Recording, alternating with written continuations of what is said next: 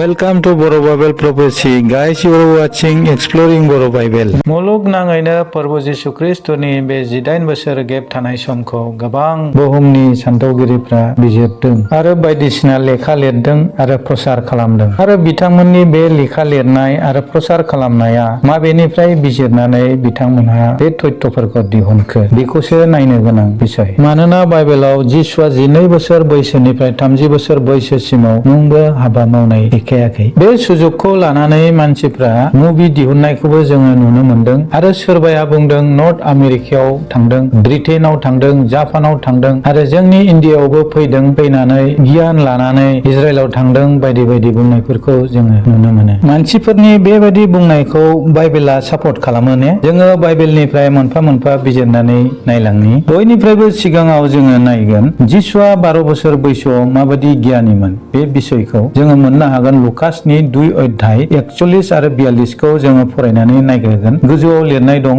मन्दिराव जिसु गथ'। बिनि बिमा बिफाया बोसोरफ्रोमबो पास्का परबआव जेरुसालेमाव थांनायमोन आरो बियो जेब्ला 12 बोसोर बैसो जायो अब्ला बिसोरो हुदाबादि परबनि समाव थांदों। बेयाव जिसु गथ'आ बिमा आरो बिफाजों जेरुसालेम मन्दिराव थांफादों, जों बेखौ मोनबाय। दानिया थांनानै जिसु गथ'आ मा खालामहैदों जोङो बेखौ मोननो हागोन। बे पदनिनो 46 आरो 47 खौ जों फरायनि। आरो सानथामनि उनाव बिसोरो बिखौ मन्दिराव जुदायारि गुरुफोरनि गेजेराव जनाय आरो बिसोरनि बाथ्राखौ खोनासंनानै आरो बिसोरनियाव सोंनाय मोनहैदों आरो बिनिखौ खोनासंग्राफ्रा बयबो बिनि बुद्धिजों बुंफिननायफोराव सोमोनांदों। जोङो नुयोदि गिर्जाफोराव आरो धोरोम सभाफोराव गियानि गुनिफोर थायो होननानै, बेबादिनो बै समावबो जेरुसालेम मन्दिराव बै समनि धोरोमनि गियानि गुनिफोर थानायमोन। बेजों जिसु गथ'आ सोंनाय फिननायफोराव जेनथाराखैमोन आरो जिसु गथ'नि बे गियानखौ नुनानै बयबो सोमोनांदों। अब्ला जिसु गथ'आ 12 बोसोरावनो बेबायदि गियाननि बाथ्राफोरखौ बुंनो हादोंमोन। बेनिखायनो जिसुआ इण्डियानिफ्राय गियान लानानै थांदों, गियान सोलोंनानै थांदों होननाय बाथ्राया नंखाय नुजायो। जायखि जेखि बुङा मानो सैथोखौ रावबो जोख्लोबनानै दोननो हाया आरो बे सैथोखौ बाइबेला फोरमान होयो। सोरबाया बुंनो हागौ आं बेखौ गनायनानै लानो हानाय नङा, नाथाय नोंनि आंनि गनायनानै लानो हायैजों सैथोआ जोख्लोब जाया आरो बाइबेलनि लिरनायखौबो खोमोरनो हाया। मानोना जिसुनि फोरोंनाय आरो गुबुन धोरोमनि भगबानफोरनि फोरोंनायजों गोरोबा। माब्रै गोरोबा होननानै बुङोब्ला, गुबुन धोरोमनि भगबानफ्रा बुङो आङो पापीखौ फोजोबस्रांनो फैदों होननानै आरो जिसुआ बुङो आङो पापीखौ बोखांनो फैदों। लुकासनि 2 अध्याय 51 आरो 52 आव मा बुंदों जोङो नायबावनि। आरो जिसुआ बिसोरजों लोगोसे ओंखारलांनानै नाजारेथआव थांफिनबाय आरो बियो बिसोरखौ मानिनायमोन। बिनि बिमाया बे गासै बाथ्राफोरखौ गावनि गोसोआव लाखथाबबाय आरो जिसुआ जर गोरा आरो आखल गोनां जालांबाय आरो इसोर आरो मानसिफोरनिफ्राय बियो हामजाजानायखौ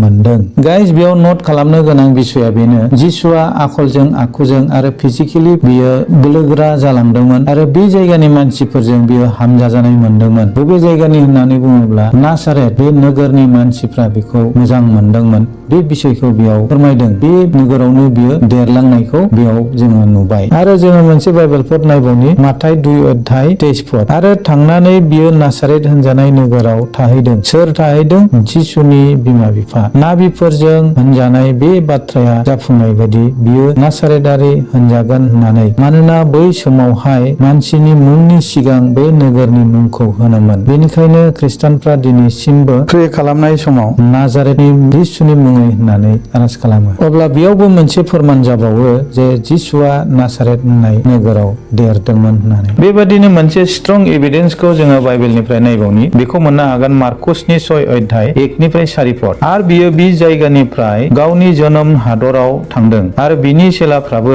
बिजों फैफादों। अब्ला साबातनि दिनाव बियो धोरोमसालियाव उपदेश होदों आरो गोबां मानसिफ्रा खोनानानै सोमोनांनानै होनबाय, बियो बेफोरखौ बबेनिफ्राय मोनखो? बेनो माबादि आखल होजाखो? बिनि आखाइफोरजों माबोरै इसिग्राब बोलोनि खामानिफोर जायो? बेनो बि मारियामनि बिसाज्ला जाकब, जजेस, जुदास आरो सिमननि बिदा मिस्ट्रियानो नङा ने? आरो बिनि बिनानावफ्राबो जोंजों थायो ने? बिसोरो बेबायदिनो बिनियाव सोखथुदों। अब्ला जिसुआ बिसोरनो खोथादों, नाबिफ्रा गावनि जोनोमनि हादराव गावनि खुरमाफोरनियाव आरो गावनि नखरावल' मान गैया जायो। बेयाव जोङो नुबाय जिसुआ गावनि चेलाफोरजों लोगोसे गावनि जोनोम हादराव थांदोंमोन आरो साबातनि दिनाव जिरायनाय सान सानाव बियो धोरोमसालियाव उपदेश होदोंमोन आरो बे उपदेश होनाया गुबुन रोखोमनि।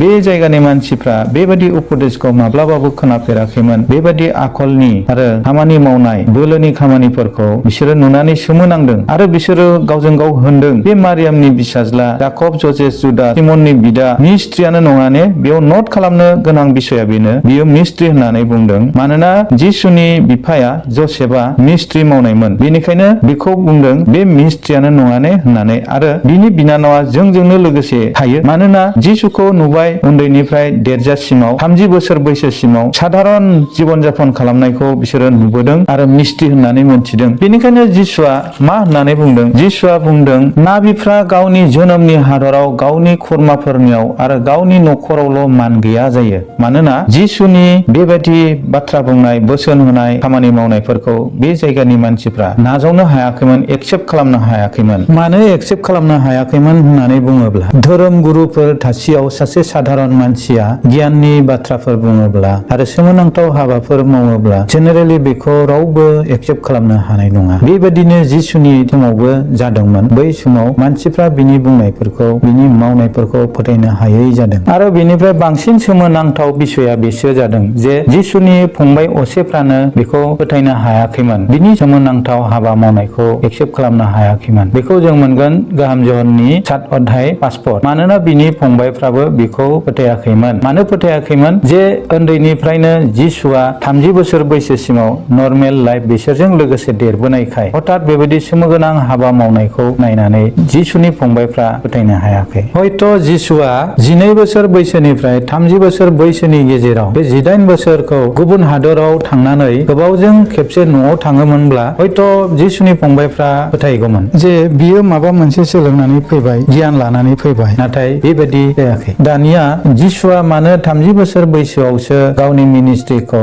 आरो सोमोनांथाव हाबाफोरखौ मावजेनखो? जिसुआ मा मोनथिखा हसिखा 30 बोसोर बैसोसिम सिरियै थादोंमोन नामा? बेयाव थाखोमानाय बिसयफोर दंमोन नामा? मा जिसुआ बेफोरखौ 30 बोसोर बैसोनि सिगां मावनो हायामोन नामा? बे नंथारा। नाथाय बाइबेला जोंनो फोरमान होयो, उपदेशगिरि 3 अध्याय 1 पदआव, संसाराव जानाय गासै घटना मानियानो इसोरनि फसंखानाय सम बादिसो जायो। अब्ला जिसुआबो इसोरनि बे फसंखानाय समखौ नेबाय थादोंमोन। बेबायदिनो जोंबो जोंनि जिउआव इसोरनि बे लिंनाय समखौ मोनथिनो रोंनांगौ, उपभोग खालामनो रोंनांगौ। जोङो प्रार्थनानि गेजेरजों जोङो इसोरनि लिंनायखौ जोङो सिनायनांगौ। बे 30 बोसोर बैसोआ इसोरनि रायजोनि हाबा मावनायनि थाखाय मोनसे मेच्योर एज जानांगौ। बेनिखायनो इसोरा मसेखौ बिसान बिजाबाव बेबायदि लिंदों। बिसान बिजाब 4:1-3 सिरि। फोरबुआ मसेखौ होनबाय, 30 बोसोर बैसोनिफ्राय लानानै 50 बोसोर बैसोसिम रदायनि थाम्बुआव फोरबुनि सिगाङाव खामानि मावनो हानाय लेबियारि फोलेरनि कहातनि जोलैनि गासै हौवाफोरनि संख्याखौ नखर नखर हिसाबै लाजोबदो। इसोरा गोजाम रदायाव इहुदिफोरखौ दौरिनि खामानि मावनो थाखाय 30 बोसोर बैसोनिफ्राय 50 बोसोर बैसोनि गेजेराव सायख'होदों। रुद्रुक जिसुखौबो इसोरा दौरिनि खामानि मावहोदों। बेखौ जों माबोरै मोनथिनो होनोब्ला इब्रायारिफोरनो लिरहरनाय 4 अध्याय आरो 14 पदआव जोङो नायोब्ला नुयो। बिनिखायनो नख्रांफोरनि गेजेरजों थांनाय गेदेर दौरि, गेदेर जिसु इसोर बिसा हौवा जोंहा थानायखाय जोङो जेखौ सिमान लादों बेखौ लाथाबनि। अब्ला जोङो दानो मोनथिबाय जे जिसुआ सासे दौरिनि हाबाखौ मावदों आरो इसोरा गावखौ सिबिनाय हाबाफारियाव सासे दौरिखौ 30 बोसोर बैसोनिखौ सायख'यो होननानै। बेनिखायनो जिसुआबो 30 बोसोर बैसोनिफ्राय गावनि मिनिस्ट्रिखौ जागायदों होननानै जोङो मोनथिबाय। बेबायदिनो जिसुआ मोनथिगौमोन दि बियो 30 बोसोर नेनांगोन होननानै। जिसुआ सिम्पोल लाइफ जिउ खुंदोंमोन जाहाथे बियो बयजोंबो गोरोबहैनो हानाय बायदि। दिनै जोंबो इसोरनि दोनखानाय थि समखौ नेनांगोन। जिसुआ जुदि 30 बोसोर नेनो हायोब्ला जोंबो इसोरनि दोननाय थि समखौ नेनो सोलोंनाया गोनां। ख्रिस्टनियाव अनज्लायग्राफोर, जिसुनि 18 बोसोर समा गासै मुलुगनि थाखाय मोनसे रहस्य जानानै थादों। नाथाय जोंनो बाइबेला रोखायै बिजिरनानै होबाय। जिसुआ जेरावबो गोमायाखैमोन। बियो इसोरनि थांखिखौसो जाफुंहोनो थियारि खालामदोंमोन। जिसुआ गावनि जिबनाव इसोरनि थांखिखौ जाफुंहोनो आरो गासै सुबुं माहारिखौ बासायनो सेक्रिफाइस खालामदोंब्ला जोंबो खालामनो खालामनो हायो ने? मानोना जिसुआ बुंदों नोंनि क्रुसखौ बाननानै आंनि उन उन फै। मा जोङो गाव गावनि क्रुसखौ बाननानै जिसुनि उन उन थांनो थियारि ने? जोङो जिसुनि थाखाय गावखौ सेक्रिफाइस खालामनो हागोन ने? मानोना जिसुआ बुंदों आंजों नङाबा आफानियाव रावबो सौहैया। बे भिडिअआ नोंथांनि जिबनाव आरो गोसोआव नांहैदोंब्ला नोंथाङा बे भिडिअखौ मोनसे शेयार खालामनानै होदो। भिडिअखौ जोबजासिम नायनायनि थाखाय बयनिसिमबो गोजोननाय थाबाय।